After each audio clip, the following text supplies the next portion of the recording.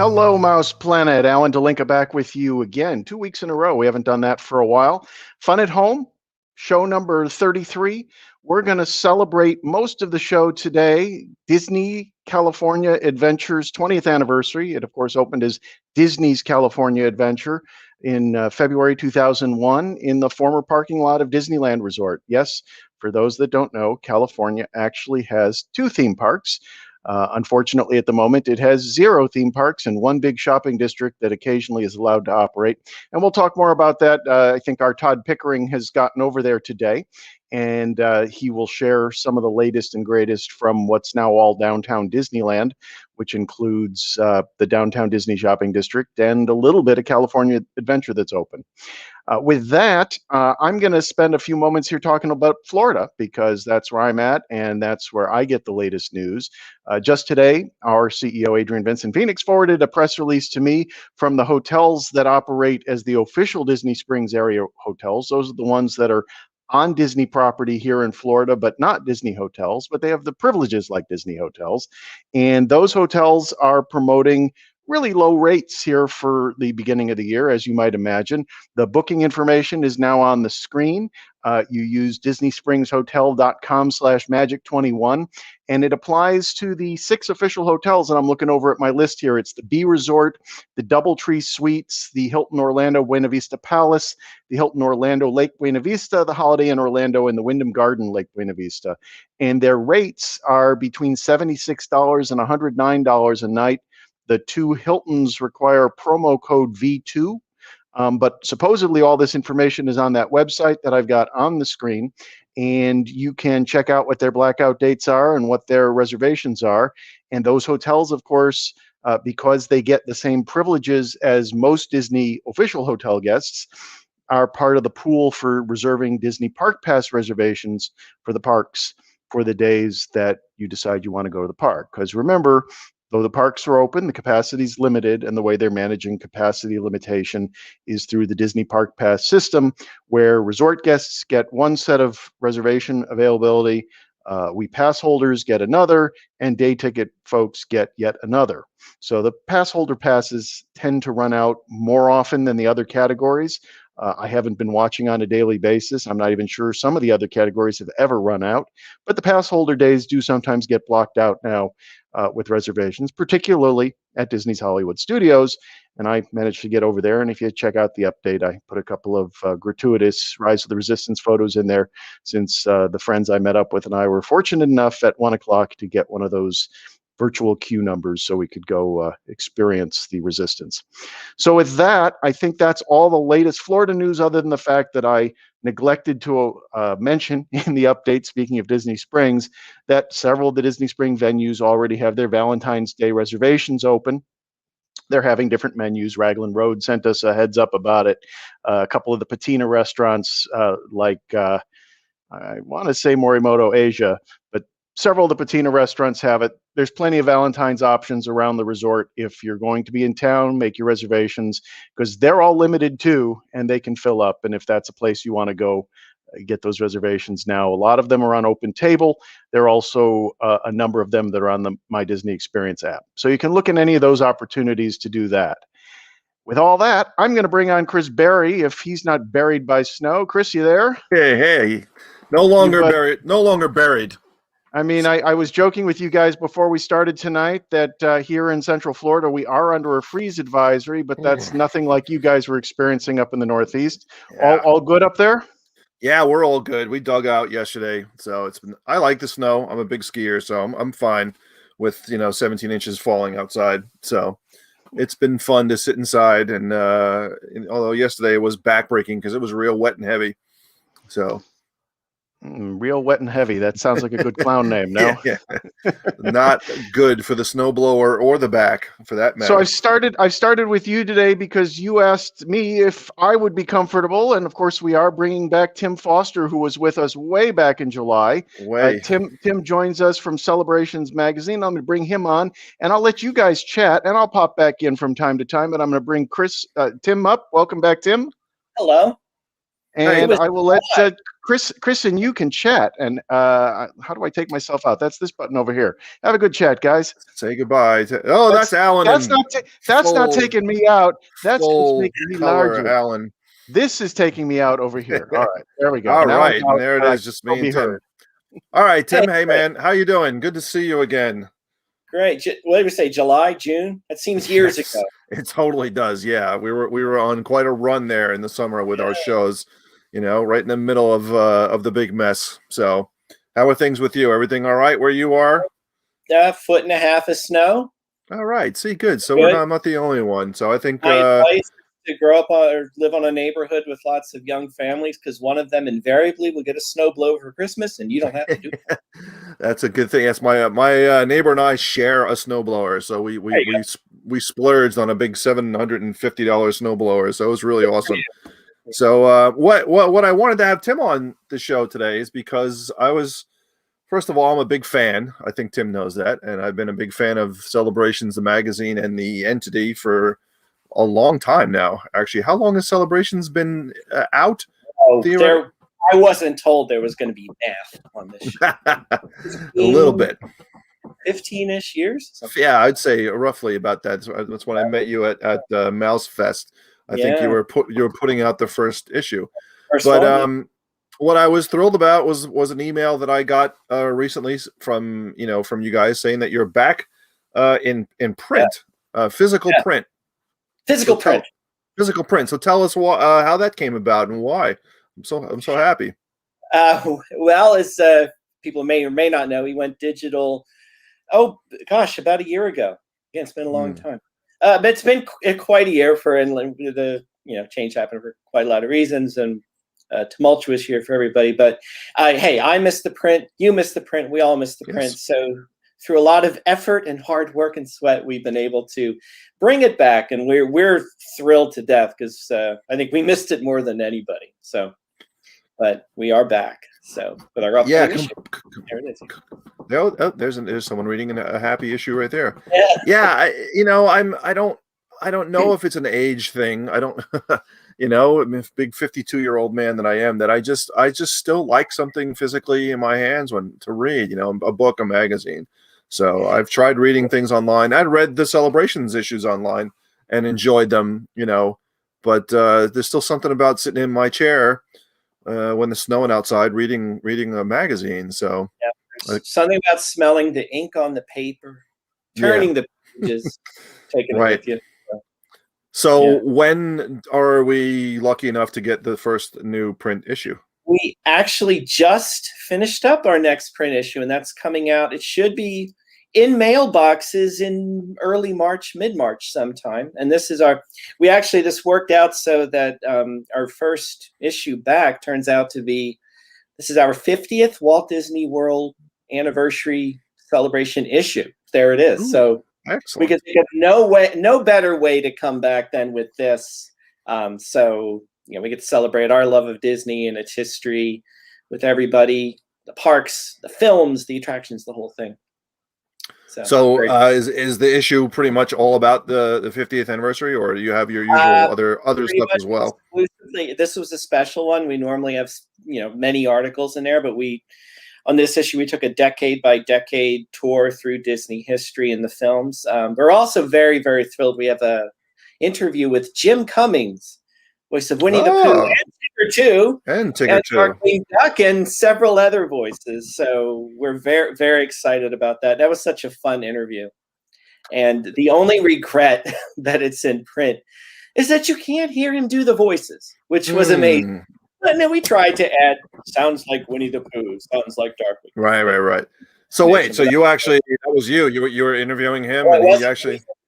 One of our writers did, and actually a quick story. He's from Youngstown, Ohio, as she was, and she's a huge fan. She's a huge Winnie the Pooh fan, and found out in the interview that he took music lessons from her father back when they were little. So it was just one of those magical moments. So, oh, that's awesome. So you actually got to hear him do voices. Is that what you're saying? I wish there was a click here for the audio button.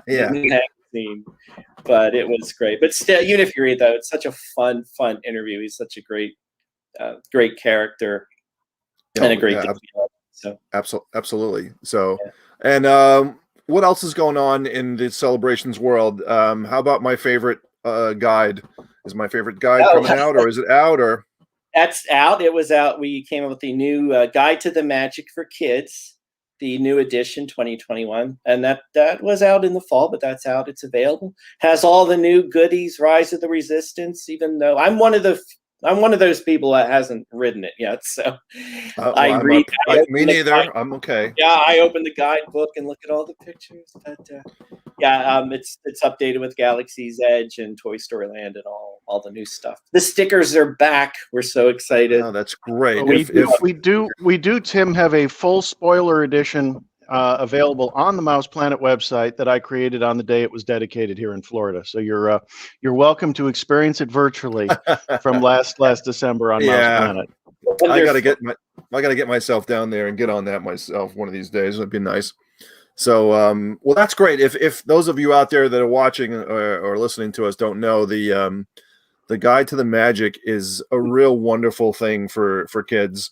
I mean, it's great for us too. I enjoyed looking through it. I found my daughter's the last time we had you on in the summer, and it was just great going back and looking at her little notes that she used to jot down on the attractions and where we went on what day. And it was a great thing for parents to pull out on a line or in a queue and say, here, fill out your guide, catch up on what we've done so far today. And she loved it, and it's a great thing to look back on after all these years. Yeah, we love the fact that you can look back on it years later and remember when, like in my daughter's case, when she dumped iced tea on Dad at Tony's Town Square. Yeah, right. When we used to have fun. So yeah. So Tim, tell folks about the offer that you're making to the Mouse Planet followers.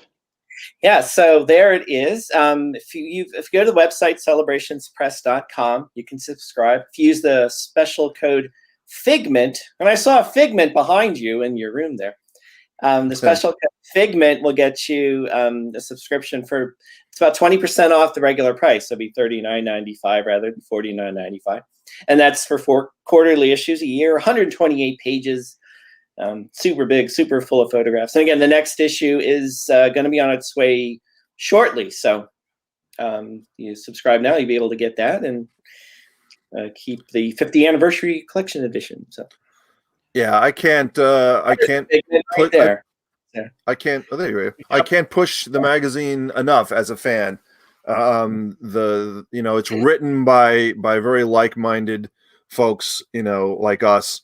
I think at Mouse Planet we always try and be very positive and cheery about what we experience down there in Walt Disney World, and you guys are definitely in that vein. And the photography is amazing. So it's really, really top-notch photography to look at. So it's a great thing to have. I love walking out to my mailbox and getting it 4 times a year. So thanks so much. So many people that I'm just so grateful to work with to put this together. And we all do this. We love it. We love the park, and we love with everybody. And it shows. Thanks for coming to join us, Tim. Do you want to stick around for the California Adventure discussion we're going to have? Yeah, I was there once in my life. All right, well, let me put you back in the green room, and we'll bring you back on when we get to that discussion. Chris, I'm going to put you in the green room. Yep, I'm here. All right, and I'm going to bring on Lisa, because Lisa is our resident California author. And I'm going to bring Lisa on the screen. Here we go. Welcome back, Lisa. Hey, everyone. And Lisa, why do we give you this credit as our California Adventure writer? What is your specialty in this regard? I opened the park. I was hired in summer of 1999. I did training in New Orleans Square. That was an awesome place to train. And then I went over to work in store operations in Greetings from California, which was the equivalent of the Emporium. So it was the big merchandise box store in front of the front part of California Adventure. So if you were hired in the summer of '99, you would have been around for this video of mine that I pulled up today to share of what Disney used to do, which was show off their construction projects with a platform. And you could actually stand on the platform and see all the construction. And there was actually a cast member up there talking about all the construction. There's, I guess, the Esplanade under construction. There's the cast member. There's Soren. And I'm not even sure what we're looking at. I know that one. I know that one is Soren. There's an orange sphere back there being built. This is a water ride. Wow. So they're talking about the Grizzly Peak. Okay. Yeah. And then this is looking from the platform back the other way. We're going to talk about, for folks, I'm going to take it off the screen because it's kind of loud and windy. Actually, I'll just take the audio out. There we go. It's the platform was fantastic for us tourists because it gave us our first peek at a Disney theme park under construction. What did you get to see back then? Well, actually, when I was in Las Vegas at the Disney stores for about 5.5 years, and we would, do weekend trips to Disneyland, and they had just bulldozed the old parking lot, and they just had like a tiny little peek hole, and Mickey's pointing at the peek hole to look through it. So you look through it, and everything was at ground level still, so you could still see things were slowly being built. And that, obviously that was pre 1999. It was probably 98 or late 98. But we trained, and we went over to the new location fall of 99. So we didn't see kind of the front part of it. We were behind the scenes working and building the store and getting the merchandise in and all that. So during training, we maybe took a couple of trips over to the new land just to check it out. I think I still have my hard hat, my vest that was given to me to take our little tours. And, they still had plywood sheets down on the asphalt because they had just poured it, and they had cranes and tractors all over the place. It was definitely a construction land. So our follower here, Debbie, says she was there on the day the park opened, February 8th, 2001. Where were you on February 8th? Were you in in one of the stores on that day? Yeah, I was in Greetings. I think I had the midday shift. Like we were, like the Emporium, our shops, like Main Street shops, our shops were also open an hour later in the front. So there are only 2 shops there. So we had a very long day. So they split the management team up in different shifts. So I had the midday shift, and it was just putting out flyers, people coming in, trying to find out. It was more information. Where's this? Where's that? Where's this? Where's that? Guests just trying to get their footing of the new theme park. So let's go ahead. I was going to say, let's fast forward all the way to today, because Todd Pickering was there today. Todd, let's bring him in. Let's see, that would be this button over here. Welcome back, Todd Pickering, in your new hairstyle. Yes. And your Avengers Captain America shirt. I can't wait for Avengers Campus. What were things like? What were things like over at the property today, since this is your first trip back in a little while? Yeah, the big news was Starbucks isn't open yet. All the restaurants are open, but Starbucks and La Brea in regular downtown Disney, Buena Vista Street. Oh yeah, and I always forget, we don't have Todd King. I have to be Star Wars today and West Coast. So the Rainforest Cafe in the gift shop area is what they're saying. So they really are recreating the gift shop to a Star Wars shop. The Wonderland Gallery is still the Star Wars merchandise. It's not open. And follow us on Instagram, by the way. We got lots of followers by posting Star Wars things. And Ray's speeder is out front too, where they used to have the little parrot show. But you didn't show off Ray's speeder on Instagram, right? I did. I should have. Did. Oh, maybe I just didn't see it yet. Yeah, I did. I was thinking because I texted. So this is for folks who don't know it. This was the Rainforest Cafe. We showed a picture of it last week on the show when it just had some Disney decorations in front of it, because it's been closed since Disney had announced that they were going to massively overhaul the west end of the downtown Disney district. And then that all got shelved even before the pandemic in the fight between Disneyland and Anaheim. And during the pandemic, now it's been closed, and now it's going to be a gift shop. And is it going to be Star Wars merchandise from Galaxy's Edge, like the Wonderland Gallery has been, or is it going to be a mix of Galaxy's Edge merchandise and general Star Wars logoed merchandise? Do you know? I would honestly never. I had been in the restaurant a few times, but never walked into the gift shop, so I don't know how big the space is. I would assume it's the same stuff. And there's Ray's speeder. And you can see the Rainforest Cafe. Well, I don't know what they're going to be calling it now. One of our followers said they should make it the cantina inside. And I said, well, I wouldn't be surprised if they're thinking that. But apparently the restaurant is still the same. I would assume it's going to be the lightsabers, just like they have at Wonderland Gallery. Here in Florida, there's a copy of Ray's speeder in the Star Wars launch bay. Is that where it was displayed at Disneyland before Disneyland closed? I didn't go to the launch bay much. I didn't. I was as everybody knows, we have Todd King for Star Wars. And then those are new too. So you instead are focusing on the Asian imported Mickeys that are now the wave of North America. I don't even know how we're pronouncing this new brand. Limos, I think. Limos, yeah. So and the first word is a shortened Japanese word, and the MO is obviously for Mickey Mouse, right? Oh, okay. This is the first I saw them. Not a lot we can see for entertainment. The other thing about Disney. Oh yeah, there I am. Ooh, that's frightening. That's bizarre. Too many. So reservations went. So I did get to see Adrian, our fearless CEO, and we talked about trying to have lunch on Friday. At Friday, the restaurants will open in Buena Vista Street, back to the same award wieners, which was there when it opened, right, Lisa? That is correct. That's one of the originals. Smoke Jumper Grill supposed to be opening again. And of course, the Carthay Circle Lounge, which takes reservations. The system crashed. It was like Rise of the Resistance reservations, man. And this is, before you started walking, this is about the same view as the platform had back in '99, just from ground level. And so now you can just walk into the park because you're already in a secure zone. and the park isn't open for operations. It's just open for some retail and food and merchandise, right? Buena Vista Street's completely open. And you can walk down Hollywood Boulevard. The off the page retail is open. And now you get into stage 17. Is that what it's called, Lisa? Yes, yeah, the one, but yes, the big studio lot. I don't think there's an opening anymore from outside because now that it's open, so that's open. And then they have a merchandising. The studio store is merchandising there too. So now you can walk that way, and you can walk all the way down to the end of Hollywood Boulevard. And there's the if the video keeps going, there is the new weird little alcove right behind Carthay Circle where they have food carts, but you can see a little bit of Avengers Campus. So excited for Avengers Campus, obviously.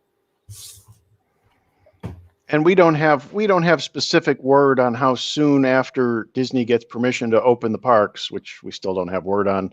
No. How soon after that the Avengers Campus might be ready. I mean, it was slated to open on was it the anniversary of the park open? No, July. July 17th. Disney's closer to Disneyland's anniversary. That's why I got that stuck in my head. That's my dad, by the way.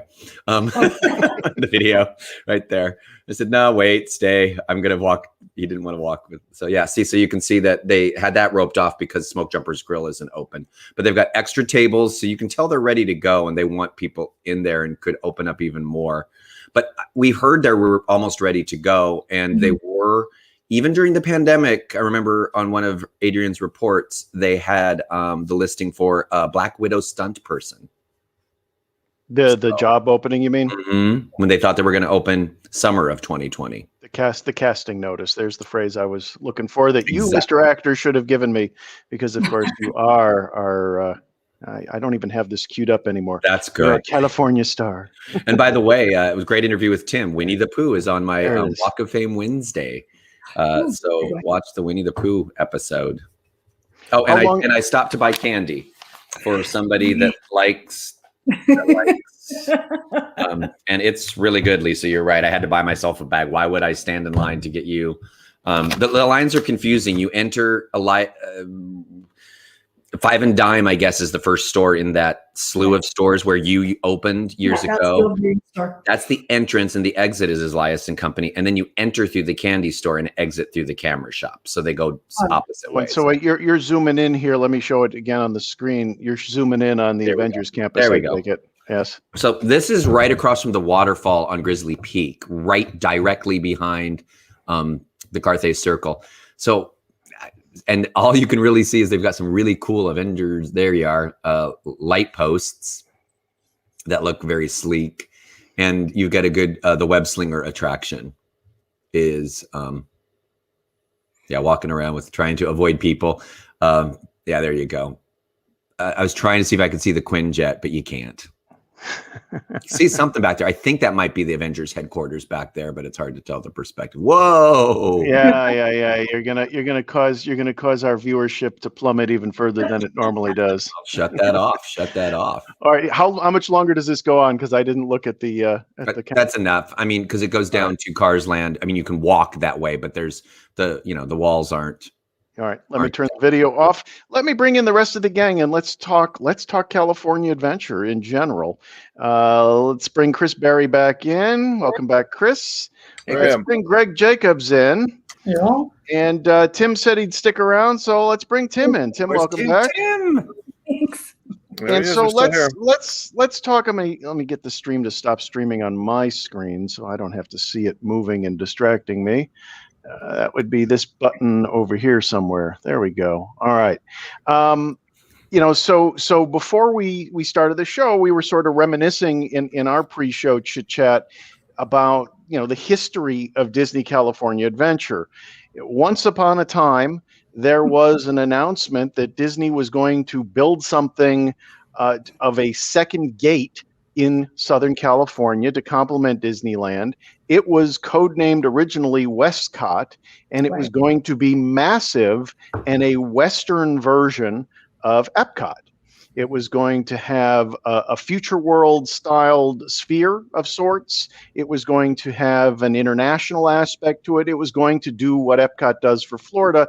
It was going to combine a World's Fair feeling with a permanent amusement park, theme park, dining and entertainment district, which is really what when you come down to it, what Epcot is. It's edutainment, dining, and entertainment. But then there was a detour when Michael Eisner took the gang to a retreat, and they were looking at downsizing, even though they were talking about a Disney decade. And the downsizing conclusion was that when people are visiting California, they want to see a Disney version of California. And Lisa, as our resident author on the subject, you want to talk a little bit more about the foundation of and the premise and theming of Disney California Adventure? I shall. Oh, and also I believe one of the other project ideas was Disney Seas, because at the time Disney had acquired the Disneyland Hotel. They also acquired the Queen Mary and the Spruce Goose, which were docked down in Long Beach, which is about 20 minutes away. That's where I lived.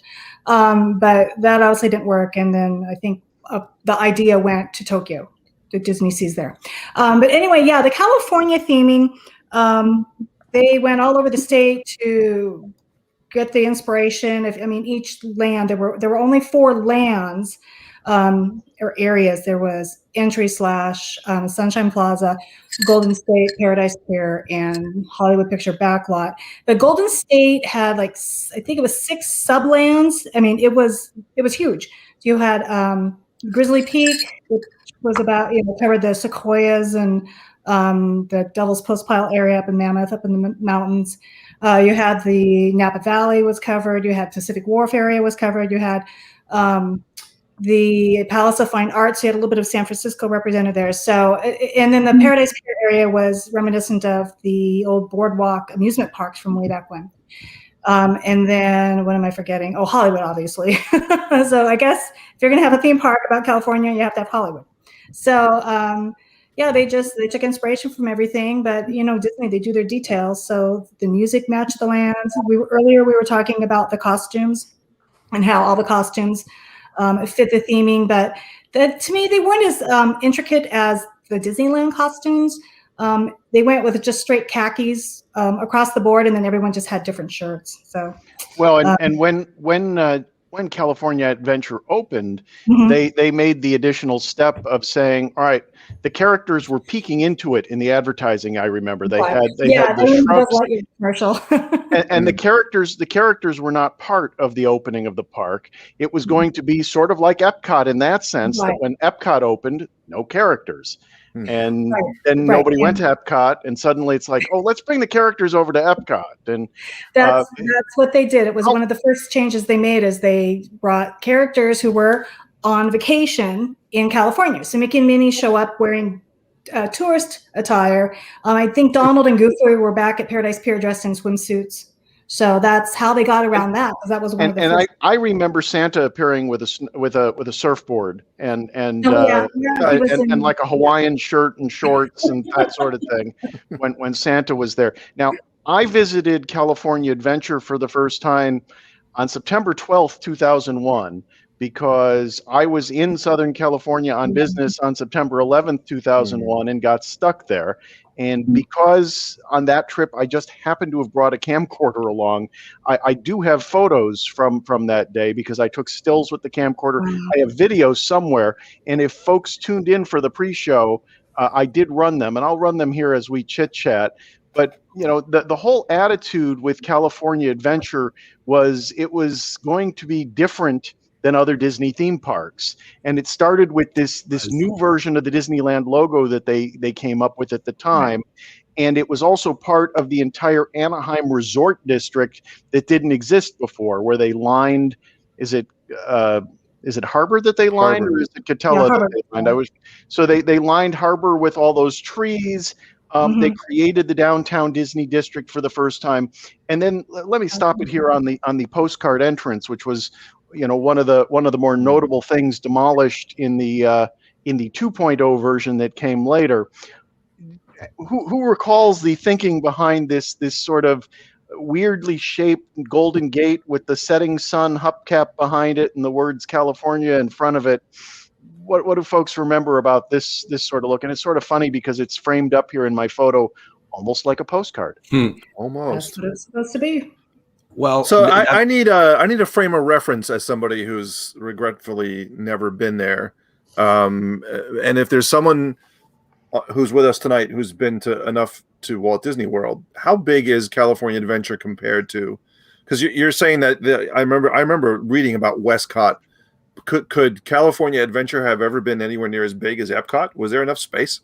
It could have been if Disney had bought up more land and done more. But the footprint of California Adventure itself wasn't even the entire parking lot. In fact, if I rewind my video just a couple of frames here, let's see. So are we talking like a Hollywood Studios size? Yeah, it's roughly Studios, it's roughly the size of Hollywood Studios. So this archway, last I was in Southern California, the archway still exists. It used to lead to a section of the parking lot. Was it the Eeyore lot, or I can't remember the name of which lot was left. And Was it Timon? I'm sorry, go ahead, Lisa. I think it was Timon. I think it was the Timon Lion King. Or Oh, the Timon lot. Yes, you're right. Yes. The Timon lot. So the Timon lot, the Eeyore lot became part of became a part of the Indiana Jones adventure. The Timon lot, you could get to. In fact, the parking sign that I shared in the opening here today is from there, because on September 12th, 2001, that is in fact where I parked. If I can find it here in the, let's see. Yeah, that's the difficulty about sharing video instead of slides. There it is. So that was at the toll booth. That was at the toll booth. And remember when parking was only $7. $7. Wow. Yep. Wow. It's awesome. No discount for motorcycles. No, none at all. And rightfully so, those noisy things, right? Their own spot. But so to go back to what we were chit-chatting about here, the entrance to California Adventure is supposed to resemble a picture postcard. And Right. I don't know that it ever actually worked as such, but that's what they said they were going for. And now the actual turnstiles for the park are further out than even those letters are, right? They push the entrance of the park out further into the Esplanade. Yeah, that sounds about right. But nobody has any further detail on that. I know that, for example, that the gas station, is it Oswald's? That's Correct. just inside the gate. That is added actually outside of where the old turnstiles were, because they physically increased the footprint of the park a bit. And the Avengers Campus, Chris, is also expanding the footprint of the park into more and more of that parking lot, because that parking lot is not used anymore for guests. It may still have some cast function, but the parking lot is available for future expansion, and I believe some of Avengers Campus is going there. Plus, they raised Bugs Land, which came later, to put California Adventures Campus where Bugs Land used to be. Cars Land expanded it a little bit more. It went into the parking lot, and Avengers Campus is actually just taking over Bugs Land. I don't know if Avengers Campus is actually adding more, because it was already there, but Cars Land is what expanded it a little bit more. Yeah, I don't know that phase 1 of Adventures Campus is going there, but I do believe phase 2 is supposed to expand out in that direction.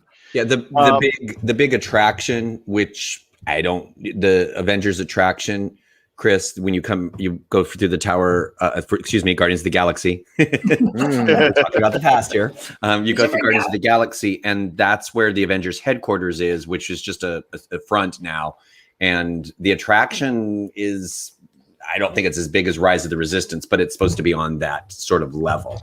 So that's what they're going to use that for. So it does literally, I got to drive through Avengers Campus on a press, and we drove through it. It was early construction, but it's the same size. Cool. And I recall from around the time you guys did Guardians of the Galaxy Mission Breakout Media, when the old Tower of Terror was converted into the Guardians of the Galaxy ride. That opened the day after Pandora, so obviously we were super busy here at Mouse Planet, where I was covering all the Pandora openings and you guys were covering all the Guardians openings. Yeah, but I Zoe Saldana was on the coast. I recall one of you folks, or maybe it was Adrian, covering the mysterious like hatch that was placed over near the Guardians Tower. That was sort of a clue that area eventually was going to become Avengers. Do you guys remember this? I don't. No, there was a hatch, Yeah, and I believe sounds like I've seen pictures of it. Yeah, it has the A on it. So, that's the one. Yeah, That's the one. It had the Captain America A on it for the Avengers A. The Avengers A. So let's talk a little bit more about that part of the park, since we're talking about where the Guardians of the Galaxy Tower now stands in the Avengers Campus. I mean, that's a part of the park that has undergone a whole heck of a lot of change, because when the park opened, that whole area was backstage. The Tower of Terror. It's where we ate lunch. I was going to say that the Tower of Terror itself was not built with the park. It came a year or two later when they were looking for another e-ticket to add. It came in. The Bugs Land opened in 2002, so it opened a year after the park. And then Tower of Terror came out in 2004. And then Toy Story Midway a couple of years after that, and then Monsters Incorporated, which replaced Superstar Limo. which seemingly closed days after the park opened. I think it drove away. Well, it was still open. It was still open when I was there on September 12th. So I did have the privilege of seeing one of the most bizarre attractions that Disney ever built. It wasn't there for a year, Lisa? No, they closed months. I got to October. ride it, and as much as I love Disney, that was so amazing. It was so remarkable. You couldn't quit remarking about it. I got right back on it. I went, that is going to be gone the next time I'm here. I got to ride it at least 2 more times. So what are they thinking? Let's talk about that for a moment. That was on the other side of the park. That was over in the Hollywood backlot area. That is correct. And I think I had a photo of it too here in the back. You had a couple photos of it, and I just kind of chuckled when I saw them. So bad. It was in fact operating when I was there. Let's see. There's Muppet Vision. It comes at wasn't there controversy at the time because it was about like a paparazzi chase through Hollywood? Right. I think they did change it a bit because of what happened to Princess Diana. Yeah, absolutely. So there it is, Superstar Limo, and the Superstar Limo. Pieces of that facade are obviously still there as part of the Monsters Inc. Attraction that's there. But in fact, I didn't even notice the train station motif is even there. The downtown LA Union Station is part of that clock tower. The attraction was unique in that you had a video host who rode in the cab along with you, and introduced you to all these cardboard cutouts of celebrities that Disney had deals with back in the day. So people that I remember featuring prominently in it back at the time were Regis and Whoopi Goldberg. And Whoopi Goldberg had a pretty big presence in the park. We'll talk about the California Golden Dreams attraction in a moment. But none of the representations were lifelike. The representations were the cartoon, but not even cartoonish in the sense of like a Hirschfeld whose artwork would adorn the walls of Brown Derby. It was just garish cartoon. They were like doll-like. Their heads were too big. Yeah, and they were frightening.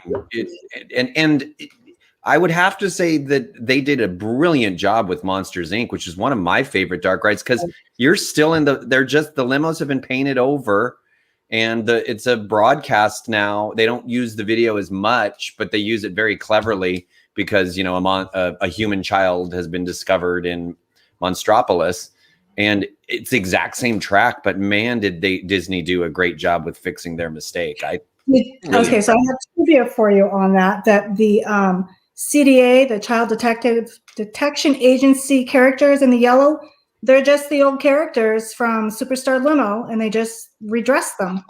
Right. That makes sense. There you go. Yeah, the what's her name? Mike Wazowski's girlfriend. She has to be one of the figures. Celia. Celia, yeah. Yeah, she I'm has to be thinking one of the Celia, figures now that Celia. you say that. Absolutely. So let's see. We are talking Missed about it. the Hollywood Pictures backlot. The next thing that was back there, I actually got to experience the soft open of Who Wants to Be a Millionaire Play It, which was playing in, I think, what you guys are now calling Stage 17. 17, yeah. And that was another last minute addition. I mean, they threw that building up very quickly when they needed to add something else to the park. And that attraction, it stuck around for quite a while. I don't recall how long, but it was, I don't know if it was there longer than it was here in Florida. We had it for a good long time. And Florida is now where Florida's Who Wants to Be a Millionaire is now Toy Story Mania. The book is ready. But I was going to say, Todd Pickering, talk about that space, because you've been in the gift shop that is the former soundstage that was home to Who Wants to Be a Millionaire Play It. Yeah, and I never did that, but they actually have one of this. They still have some signage from that up there, because the first time I went, I texted Adrian and I go, "Is this Who Wants to Be a Millionaire?" And it was indeed. So, and they've also used that for press, and I think they had the Frozen sing along in there. Is that correct, Lisa? They had something Frozen in there. The Frozen sing-along ended up in the old Muppet Theater. It was called, it's now called Sunset. I think it was Royal Crown Theater during the Frozen years. The Frozen years. Like And really there old. was, you're right, there was another Frozen event in there. I think So they had like something snow back there with Olaf. yeah, that's what it was. Now that you're saying it, yes, I can see it. The last few times that I've been to California Adventure, the entire Hollywood Picture backlot area seemed to be filled with the Marvel characters. That's where the Marvel meet and greets all were when I was there. And obviously here in Florida, we don't get to have Marvel meet and greets most of the time because most of the Marvel characters are verboten in Florida. We've had Doctor Strange and we've had Groot and Star-Lord, but nobody else Marvel wise, I guess, has permission to be in the Florida parks. Nope. What's that? I thought it was just Spider-Man. No, it's a whole lot of the Marvel characters that are part and parcel of the deal that Marvel did with Universal before they built before Disney built them. So for those people out there, any of your friends, any non-Disney people aren't watching our show, but for your non-Disney friends who go, I don't want to spend any money at Disney. I don't think Disney deserves my money. I'm going to Universal. You're still giving Disney money when you go to Universal, because Universal's got to pay Disney for those Marvel characters. So you're not saving yourself any Disney money by going to Universal. In fact, the fascinating thing when you go to Universal these days is Universal's major intellectual property is Marvel and The Simpsons, and now both of those are owned by Disney. How about that? That's fine. Well, there's still Harry Potter. Yes, that's true. And that's not Disney. That's the reason to go. Disney tried on that one and didn't succeed. Yep. So what else? Any other thoughts about the Hollywood Pictures backlot? I never made it into the one that was themed to the soap operas. That is now the Disney Junior stage. Lisa, did you ever make it into the restaurant and to the experience? I went a few times. It was ABC's Soap Opera Bistro, and it was a lot of fun. I mean, it was only there for maybe 2 years, a year. It wasn't there very long because they realized they had way too many restaurants in the park. But it was a lot of fun because it was set up with different scenes. The ABC soap operas. So it was One Life to Live, All My Children, General Hospital, and Port Charles. So there were 4 of them. And you would sit in a different scene. So you might be in the middle of the nursing station from General Hospital or Landview Country Club. And you had, there were characters, entertainers who would break out in characters and would pull you into whatever scene they were working on. So all of a sudden, you're eating a salad and then you're being accused of murder. So it had a little, Wow. I call that Tuesday. And we did a couple of. And then suddenly your waitress or waiter was replaced by their evil twin, and who was pregnant with. Yeah, it was pretty funny, and it had its following. Amnesia. There was some amnesia. Yeah, there's And amazing. what's interesting is somebody. I mean, in those days, I wasn't living here in Florida. I was a Chicagoan, and I was following the parks. And at the time that opened in California, they were still, like the Star Wars weekends that went on until 2015. Starting around when the Star Wars weekend started, they also had the Super Soap weekends Right, at Disney's right. Hollywood Studios or Right. Disney MGM Studios. And this experience, I think. I'm sorry. I think Regis and Kelly were involved in that too. They were in the park a lot too during these. Yeah. Yeah. Oh, I mean, Regis and Kelly filmed, and Regis and Kathy Lee used to do the Christmas parade. They used to do a whole bunch of other stuff in the parks. They would narrate other things, but the Super Soap weekends may have even been hosted by them. I never came down for any of them, but No. I do believe that the restaurant itself grew out of that, and obviously its audience was limited, and the need for that much more food. Because I mean, when California Adventure opened, it was a lot of places to eat and a lot of high-end places to eat. Right. And not much to do. I mean, they were counting the tortilla tour as an attraction. So, and the bakery tour. And the bakery tour. Yeah. Yeah, they had. It was meant to be fine dining and adult. I mean, it really clearly had that feel to it, but it was just, like the Superstar Limo, like it was supposed to be an adult ride, and like we can turn on, I don't know, Entertainment Tonight if we want to see that in our hotel room after our day. It was very, soap opera. I mean, what does a kid want to go to a soap opera bistro for? It was very, very kid unfriendly. That's why Cars Land, what was that? Bugs Land was built. There was there was the Orange Stinger and what else? And the carousel for kids. That literally was it, if I recall, on opening day. So it had a really weird feel to it. Well, and before a Bugs Land, the clone of the Disney's Animal Kingdom. I got to get these apostrophe S's right when they belong, right? Disney's Animal Kingdom had the Bugs Life 3D movie, which was also in this building that is painted with Bountiful Valley Farm, and you can see. I'm not sure which of the Bugs Life characters this is. I can't tell if it's Flick or Ada who's standing out there, but the characters would occasionally appear outside of that in the very early days. And what was in that building originally? The 3D movie that also plays at Disney's Animal Kingdom. What's that? No, but it wasn't originally, was it? No, it was. It's Tough to Be a Bug was an original attraction. Yeah, that was day one. That's what's in there in this picture as well. And my guess is that's why they went with a Bugs Land, because they had the anchoring and. Got it. I mean, it worked. The Bugs Land worked. My kids loved Heimlich's Choo Choo Train.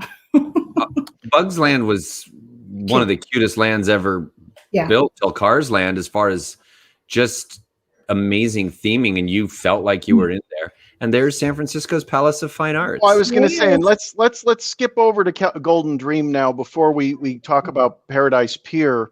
Golden Dream was interesting because it was in this elaborately themed building, which still stands and is now the entrance, or the entrance to it is themed to the Palace of Fine Arts from San Francisco. And across from it, which I don't have a picture of here, were those facades that are still there. But those facades were not guest accessible. They were just facades. So you had this elaborate building and a movie starring Whoopi Goldberg. And Lisa, you want to talk a little bit about the movie? Sure. The movie is Golden Dreams, and Whoopi Goldberg was Califia. She was the Queen of California. So you go in the theater, and then there's these two columns of statues on each side of the theater. And when the movie started, the statues came to life, and it was Whoopi Goldberg as this character, Califia.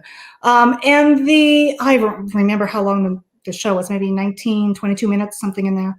And it's just really about the dreamers and the story of California and how inspiration and dreamers put everything together to make what California is.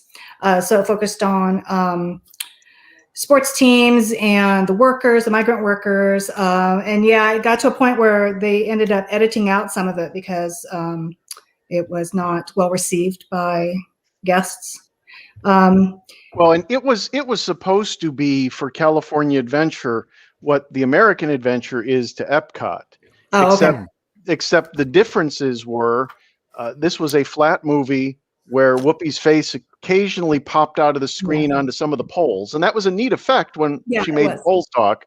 But other than that, there were no animatronics. Like that. There were no other in-theater effects other than that occasional thing, and it was a movie that, depending on your historical interest, was nominally interesting.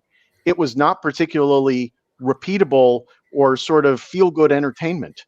It was sort of a, here's a California movie. It's narrated by Whoopi, who's playing this fanciful character who sometimes appears in theater as a face on a pole. And that's it. And, not surprisingly, it was one of the first things that got the axe when they announced when they announced that Little Mermaid was coming to California Adventure to try to fill the void of things to do in the park. But the film itself, actually, they retained it and used it for educational purposes. They had different classes of students in neighboring schools would come in, and that was a program that they had just to learn about California. Youth education series. And that ran where? That ran in the theater until they closed the theater, right? Yes, but they may have shown it backstage as well. They do certain things backstage with the groups. But yeah, it's called the Youth Educational Series. So they had it. As far as I know, it's probably still at the park. I don't think it's been archived yet, but I haven't seen it since, other than researching for the book. I had it on YouTube and I wasn't watching it again. So you can watch the whole thing on YouTube? Yeah, I did. Oh, I did. I paused it. And I took notes, and I paused it, and I took notes. Well, I'm going to watch it again. It was actually pretty good. It covered every group in California. It the number one thing, Alan, you said was it wasn't rewatchable. No, it wasn't. It wasn't a particularly repeatable form of entertainment. It was sort of dry edutainment, which to a new audience is fine. But to an audience like that goes to Disneyland and does things over and over and over again, it wasn't. My guess is that when you walked into that theater, which was very even on 9/12/2001, there was nobody in the park, but on other visits while that attraction was still operating, it was always a handful of people and a good time to get some air conditioning. Yeah, it was. I would bet if you surveyed the people in the room, it was very rare that they were pass holders when there were such a thing. Sorry, guys. That's true. Oh, I got this today too. Little dig. Oh, is that your legacy? Is that your legacy magnet? Yeah. Oh, I should have got one. Bring it in closer to the camera, please. There we go. Nice. Yeah, it is really nice. Legacy pass holders now. Don't put that on your car; it'll be stolen. Yeah. I will. I was going to say the funny thing is in California they'll take the magnet and leave the car.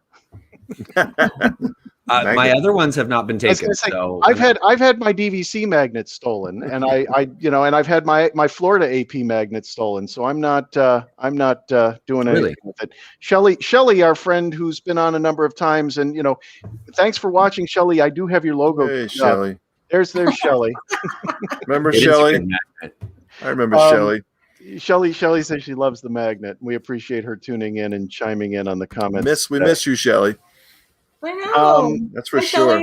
So let's talk. So as we go across the water, which originally had nothing but water in it, and now has a fountain show that has never quite lived up to the promise of the Steve Davison presentation I saw in 2009. But is an entertaining and fairly repeatable show. Let's talk about what was originally opened as Paradise Pier, which was featuring the Sun Wheel. With a giant sun item on it and a Mickey head on a roller coaster. What was your original take on that, Lisa? I'm guessing the sun theme had to do with the Golden State, but I have to tell you, the first time I went on the Sun Wheel, had no idea about the swinging gondolas, and that's what I went on. I've never been. I did that once too and got sick. No, it's just scared me. A group of managers went on it, and I remember just grabbing onto the legs next to me, like, oh, it's just, if you've never been on it and you're never been on it. Well, you got to try it at least once, and then you don't have to do it again. But it's just shocking. It's sort of like a roller coaster effect. That's not a complete roller coaster effect. Well, it just uses gravity so that when they stop, the two on the left and the right swing, and the one in the there you go. See, perfect. So you see the ones that are sliding down, Chris. You see those bars that they're on? They use just natural centrifugal force. So, like if you look at the one by Mickey's left ear in the left side of the screen, it's sliding down, and when it hits the end, it actually flips so that it really is dangling back. Oh my, yeah. No, and it's of course it's patterned after the ones that existed at Coney Island on the East Coast and at some of the piers in California when there were lots of piers with amusement parks. Bonus points to anybody who knows where I got this picture of the model from, and it's a picture I took. One man stream. What's that? One man stream. There you go. Whoever said Tim Foster gets a point. What is it? What's the answer? One Man's Dream. One Man's Dream is the walkthrough exhibit before they renamed it Walt Disney Presents at Disney's Hollywood Studios. For some reason, we have a model of California Adventure there. There's also in that location a model of Buena Vista Street. I was looking through my photos last night to find my model of Buena Vista Street, but I couldn't find it on a quick review of my photos. Love it. But yeah, that was in the One Man's Dream lobby somewhere or other when I took this picture a couple of years back. So I have to say, with taking people to Disneyland and Disney California Adventure, the most hated attraction, hands down, of all my friends that have ever ridden, is Mickey's Wheel of Death, which most of my friends have named that. They will ride the Tower of Terror or Guardians of the Galaxy. So bad that I got my friend on it again because she likes the views on the one that didn't swing. And she started losing it. She goes, this thing's moving. And we couldn't explain to her that if they didn't dangle, by the time you got to the top, you'd be upside down. Yeah, right, exactly. Because even the ones that don't swing have to be on a lap. She couldn't believe that. She's like, no, it shouldn't move at all. And we're like, it's scary. Upside down when you're on the top. To me, in the 2001 version, let's see if I've got a picture of it. I don't know if I do here. I should definitely call it Mickey's Wheel of Death. I would love to. That's what my friend calls it. In the 2001 version of Disney California Adventure, the attraction at Paradise Pier that I hated the most was the Maliboomer. What I don't have a picture of is the sneeze guard that would look perfectly okay here in 2001 that covered each and every guest's head so that their screams couldn't be so well heard by the neighboring Disney hotels that they charge a premium to stay at, because somebody had decided to take what was a typical gravity ride and put it right next to a several $100 a night hotel, luxury hotel. And, guests on gravity rides scream. And so what they did was they took a plastic shield and had a plastic shield over everybody's head that they lowered into place when you sat down and put your harness on, and you screamed into the plastic shield. That's awesome. It was fun. Yeah, it's preposterous. And that attraction went away when? I don't remember. I know it actually stayed around a little bit longer than you think, and then it was empty, and they used it as a character meet and greet, and it was a smoking section, and then it finally went to emotional whirlwind. Yeah, I went on the Maliboomer once or twice. It was fun. I liked it. But the thing about California Adventure, it didn't have the berm around it like Disneyland does, so you could see everything around you, and that berm at Disneyland also protects against the noise. So, yeah, it was pretty cool. I do have a distant shot of the Maliboomer here. Let me put that up on the screen. There's a distant shot of it, but you can't see the plastic on the riders' faces.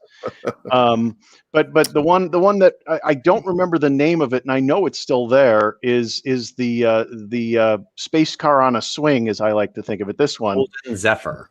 The Zephyr. Yes. Yeah. Now that's an interesting ride. Not because it's particularly scary. In fact, I've enjoyed riding it. It's just a nice, relaxing sort of flight almost. But as I recall, at least in the early days of the park, it was one that was most susceptible to California wind, such that if it was even slightly breezy, they couldn't run it.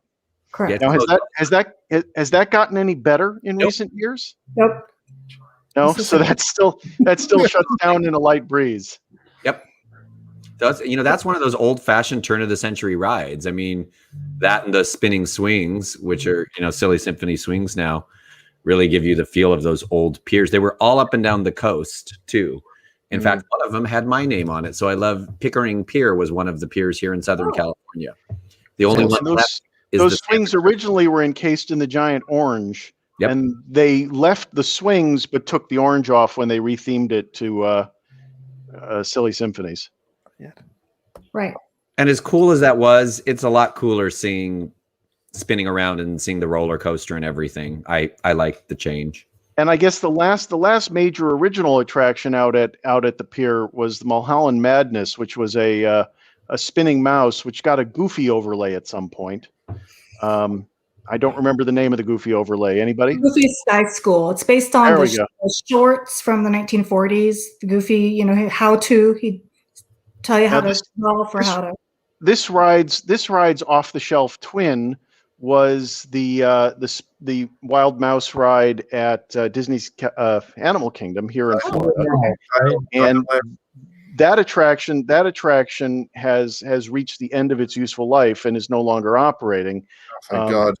Was it still operating in California at the time the park closed last year? Oh yeah. Goofy Sky School. Oh yeah. It's a great starter. The only thing that they needed to hear, hello Disney, of course you're listening, Disney. You need to add Goofy sound effects in it. Every time you go, every time it spins, we need all of his woohoo, Yeah, you can't go alone. I made the mistake of riding that Dinoland ride by myself. And the other bodies actually give you they hold you in place. Yes, they do give you some comfort, but you do want to ride with people you're willing. You do want to ride with people you're willing to bump into, right? But I had whiplash by myself, being thrown all over the place as the thing spun. I was like, "This is a mistake." I kept screaming, "This was a mistake." It's a good starter coaster for smaller kids can ride it. So. I guess the last thing we should talk about in terms of California Adventure were its two e-ticket attractions. The first being the one that really was a good reason for building California Adventure, because it's given rise to one of the greatest ride systems Disney put out in the last couple of decades. And that, absolutely. Soaring over California, the original version. And of course, here in Florida, it was so popular that not only was it larger when they built it at Epcot, it was so popular they ended up building a third theater for it, because two theaters was not enough. And then they switched it over to Soarin' Over the World in connection with Shanghai's opening. So what's that, 2015 or so? Sounds right. California, before the pandemic, reverted Soarin' Over California back to California, didn't it? For the Food and Wine Festival, they bring it back. Oh, it was just a limited run? It was just a limited run. They bring it back for certain things. So like, I would think if California Adventure actually was open, if we didn't have the pandemic, they probably would have it back just for nostalgia. Because they do have the two different theaters, and a lot of people have said, why don't they put one in one and the other one in the other, separate them. But that would be a nightmare. I was going to say, and they never did that. Well, I don't know. I don't know if it would be a nightmare per se, except for the fact that it's so popular and so many people want to experience it. Yeah. But here in Florida, Mission Space is a good example of an attraction that they had to split in two. Right. When it opened, it was four spinners that would have protein spills every few rides. That was the Disney code for guests getting sick as they got off. They had that for some reason is frighteningly disgusting. Yeah, and it was a disgusting experience. Terminology from my days. Well, but this was for a ride called Mission Space. It was space themed, so that's why this was the well-used code term. And then what Florida ended up doing was they turned off two of the centrifuges, and so you have to choose as you head into the attraction whether you're going to wait in the queue for the green side, which is the tame side, interestingly enough. The color Tim side. We call that the Tim side here on MousePlanet. Or the orange side, which is the more aggressive. And personally, so after the 2017 D23 Expo, they released new ride films for those rides that were co-developed with Industrial Light and Magic, since Disney acquired ILM. and the two sides now have different films as well. If you do the green side, you go on a near Earth mission around the moon, and if you go on the orange side, you go to Mars. Right. And personally, I did them both when it reopened, and that was the last time I've ridden them, because even the green side makes me dizzy. There's something about the way the video is set in that compartment that when I look at it, at least with my contacts and my stigmatism and whatnot, it drives my eyes crazy. Now, I've never gotten sick, but I've never gotten off that ride and went, wow, that was so much fun. I'm going to do that again. Yeah, the orange is pretty intense. Yeah. I want to say I apologize to everybody and everybody I will ride the green team with, not the orange team, the green team, because I will be the engineer. And I will crash the rocket. I'm sorry. I push every button and it's wrong. And I mean, kudos certainly to the Imagineers that attraction was the first attraction in quite a long time at Epcot that had some guest interaction. The previous attraction that had guest interaction was Horizons, which opened a year or two after Epcot opened. And on Horizons, you could vote on the ending. It was choose your own adventure ending. And each of the 4 seats got 1 vote. So if you reached over and pushed your friends' buttons before they pushed them, you could try to influence the outcome. But it's interesting. It's interesting because in a sense, the Millennium Falcon Smuggler's Run attraction is a descendant of these sort of choose your own adventures. Right. Although when Tim, you say you crashed the ride 6 times on crashing, but crashing the mission space thing really was never a thing, right? I mean, no matter how many times you push the buttons, it didn't really change the outcome as much as it does on Millennium Falcon. It's fun to push the buttons. And pre-programmed that way? I'm not sure. I'm thinking yeah. Because on Millennium Falcon, here's a tip for people who haven't ridden the Smuggler's Run. Do not ride where children are in the pilot seats. Do not ride when children are in the pilot seats with their non-English speaking parents in the row behind them, even more so. Because I've got to say that was my absolute worst experience on Smuggler's Run. We crashed into everything. Yep. And, when you walked out in the hall afterwards, because whatever damage you do to the Falcon does follow you out the exit of the attraction, I was surprised at the level of damage out in the hallway. And I was surprised that the hallway wasn't also on fire, given what those kids had done to us on that ride. It was I did the same thing. I was a terrible pilot. Let me bring up the other e-ticket attraction, and it is the one remaining e-ticket attraction at any of the North American Disney parks that I've actually never ridden, and that'd be Grizzly Peak. And I don't think I even have a good picture of anything but the but the bear itself. The bear. There it is. There's the bear.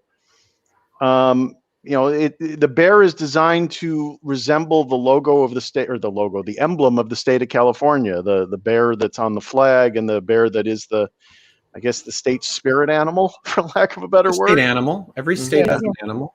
That's Golden right. Bear. It's an off-the-shelf but Disney-themed raft ride where you can get soaked, which is why I've never ridden it. You will get soaked. Yeah, I've been on. I've been on it has a Florida twin as well, because Disney built the Kali River Rapids at Disney's Animal Kingdom around the same time that they were building this.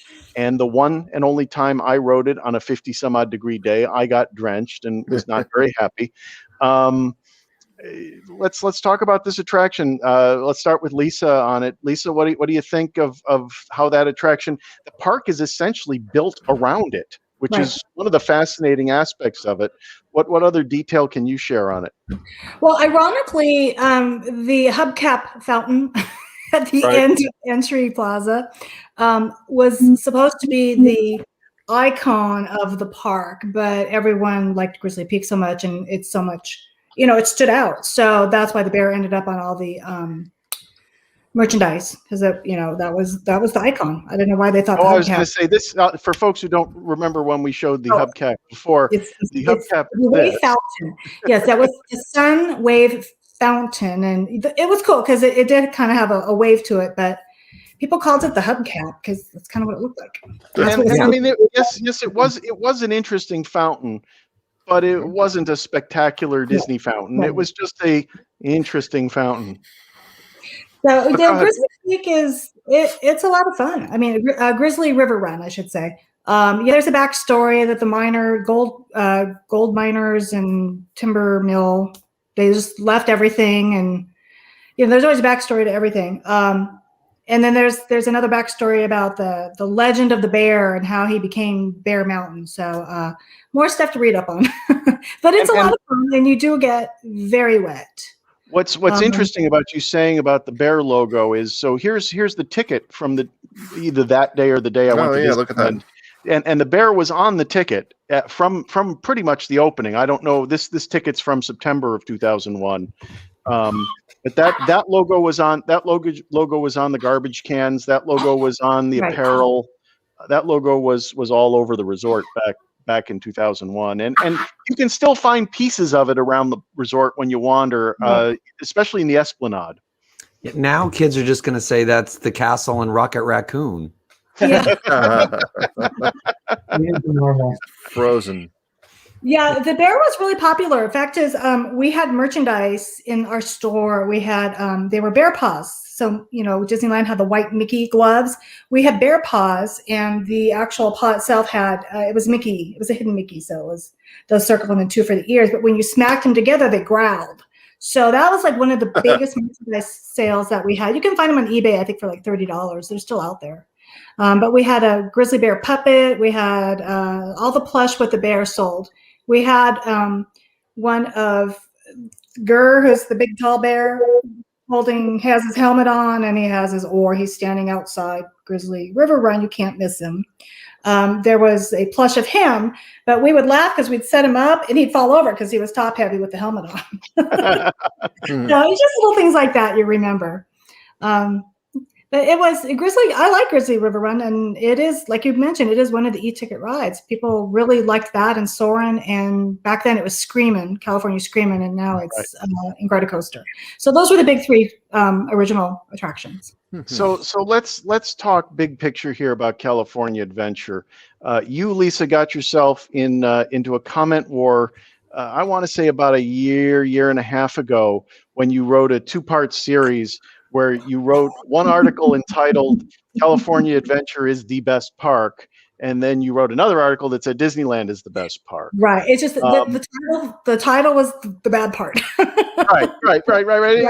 It caused some conflict out there in Disney fandom. I don't know people who consider California Adventure their favorite park unless they have a personal tie to it, like perhaps you did. But talk about and we didn't talk about Buena Vista Street and the sort of reimagination of the park, and we've hit over an hour here, so we'll wrap the show up. But spend a moment now and talk about what the pros were, especially in the early, let's say, decade of the park, of spending a good amount of time in California Adventure as opposed to going across the Esplanade and visiting Walt's first park. Right, because as someone who's never been there, but someone who's followed Disney for years and written about Disney, I have this negative connotation of the park's history. I just do. So tell me I'm wrong. And let's get Lisa's take on that for a second, because frankly, I was actually at Disneyland twice in 2001. I was there by circumstance after 9/11, but I went back that fall to go see the first iteration of Haunted Mansion Holiday over across the Esplanade at Disneyland, and I don't think, based on my photos and my personal records, I don't think I spent another $45 or $50 or whatever it was at the time to even set foot in California Adventure the second time I was there in 2001. I was there on every subsequent trip, or almost every subsequent trip to California. But on that trip in 2001, I said, what's the point? So what do you think in that early period, what was the point of some time in California Adventure, Lisa? I think because it was so different. Which actually ended up backfiring because people who went thought it was supposed to be like Disneyland. But there was a lot to do, but you had to hunt for it. It wasn't pronounced, you couldn't. obviously some of the attractions were there, and you knew that's what you were going to go on. But there were a lot of shows back then. The Disney animation building in Hollywood, you can spend hours in there. There's a lot to do. You can create your own character. There's the Sorcerer's Workshop. Hyperion had the early years before Aladdin. It opened with Steps in Time, and then it went to the Power of Blast, which was similar to Broadway Stomp. It was kind of a condensed version. Mm-hmm. Those were two great shows. In fact, I would always disappear on my break just to peek in and try to catch some minutes of that. You just had to look. But yes, it was a smaller park, so that took away from, I think, paying that amount of money for a smaller park when it didn't have as much for that Disneyland did. And I always remember the arrogance, or at least as it was expressed on the pages of Mouse Planet back in the day, because I was reading Mouse Planet and the other fan sites, the arrogance that Disney had decided at the time that not only were they separate admissions and there'd be initially there wasn't going to be park hopping. Initially, you'd have to choose which park you bought an annual pass for. That they really thought that this was going to be a source of really increasing the pie for Florida, for California, as opposed to just providing additional capacity, which is, I think, what it ultimately turned into. It was, this notion of, well, we're going to create this separate animal, and the separate animal is going to get a separate fan base, and we're gonna bring in people and make Disneyland a destination, which was, I know, the overall goal that really didn't happen at the time. Right. But as cast members, that's what we were. We were excited. We're a part of this brand new theme park that's going to change the landscape of Disney theme parks in California. So we were excited. We knew the ins and out of it. And we were just as disappointed as everyone else when 6 months into it, we all got told, okay, we have to gut all the stores and put in the same merchandise in all the stores. And we're turning around at all these attractions and eating locations that are starting to close. So, we were just as surprised. But being there and opening it, it was a different, I guess, a magical element to share with everyone. What were the draws? Well, Soarin', that is still one of the best attractions to me in either of the theme parks. I absolutely love it. The original. I'm not too keen on the around the world because the computer graphics are weird. Let me ask Todd Pickering as the resident Mouse Planet entertainment reporter. I don't know what in that first decade, Todd. Well, if you're going to keep that up, I have the reason that you're our entertainment reporter right here. Celebrity. I was going to say I have the reason right here, all queued up and ready to go. Oh, there we man, go. Gorgeous. At any rate, did you find yourself at California Adventure many times during its first decade, Todd? Well, like I said, I was there early on for the limo, and Lisa was right. The shows were, the idea was that they would have every year like a different show before they brought all the Disney characters into the Disney property. So it was the Stomp one. What was that called? Power of Blast. Thank you, Power of Blast. But it was based on Stomp. When I lived in New York, I had just moved back. So and it was amazing, but it wasn't Disney, and we didn't find ourselves there. The original park, it was clear it wasn't going to work unless they added more to it, just because it just was half the size of Disneyland. You could literally, in the early days, you could see the parade, you could see the blast, you could see everything in one day. And I was going to say, and let's not forget that even by the time I was there on September 12th, 2001, the Main Street Electrical Parade, which had glowed away forever in 1998, came back as Disney's Electrical Parade, and it played the night of September 12th, 2001. I have a full video of it up on my YouTube channel. And there were more cast members performing in the parade than there were along the parade corridor, because it was September 12th, 2001. Right. But anyone else have any other thoughts? There are all sorts of things we could talk about with Disney California Adventure over its evolution. A lot of those pieces I never got to see. I never saw like the Mad Tea Party or the Tron version of it, or the other the other version of it that I'm blanking on. But they went to the party theme in the Hollywood section. Mhm. There have been other changes around the park. Like I said, Buena Vista Street. We could talk about the trolleys, the various little bits of entertainment that popped up here and there. And of course, we talked a little bit about World of Color, but we didn't pay it full thrift, full thrift, full force, full something or other. You could read and you could read my article on World of Color versus Phantasmic. But I will say, Chris, now I think that's illustrated with my photos. yeah, I used your photos of World of Color because I don't my night camera. But I will say, Chris, now having been living down here in Southern California from San Francisco, there are lots of people that prefer Disney California Adventure over Disneyland with all the e-ticket attractions, people that love the Food and Wine Festival, alcohol, alcohol. I mean, changes everything. In the current iteration of California Adventure, they did a fantastic job, particularly along Buena Vista Street, of what Disney does well of placemaking. Right? It feels like a place out of time, Disney-fied with detail.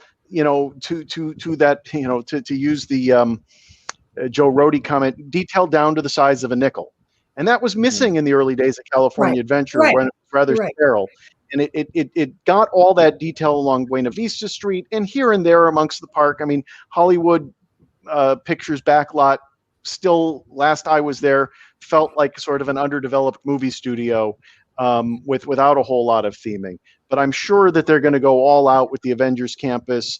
Cars Land is one of the most incredibly detailed things you've ever seen. And for folks who've been out to Galaxy's Edge, the first time I got to preview Galaxy's Edge here in Florida, which was April 30th of the 30th anniversary. So what was that, 2 years ago now, the 2018? I got to set foot into just the first few feet of Galaxy. I remember that. Star Wars Galaxy's Edge. And I mean, the feeling I had when I walked in there was that it was Cars Land on steroids. It takes the level of detail of Cars Land and applies it to the Star Wars universe, and the rock work and the trees and the placemaking is over the top. So I mean, those are certainly things to do and see at California Adventure now, as it's part of Downtown Disney. And next time it starts operating as a theme park again, there are things to experience on that Disney level that you don't get at Disneyland. And the crowds are dispersed a lot different at California Adventure. Disneyland, because it's Walt's first park, is small and compact. And especially for those of us who are more accustomed to visiting the Florida parks, the sidewalks are smaller, they're narrower. The scale of Main Street is smaller. Main Street Station is the only full-size building, and it's still much smaller than its twin, Main Street Station. And twin is probably not even a good word. Its cousin, Main Street Station on Main Street here in Magic Kingdom, which is, both of those are actually built to full size because what we were talking about before in terms of the berm, they're built full size to block out what's on the other side of them. Right. Whereas the rest of Main Street is just built to draw your eye down the street towards the castle. But we could talk a whole bunch more about it, but I think we should wrap it up. I'm ready to go. I'd go right now if I could. So I haven't given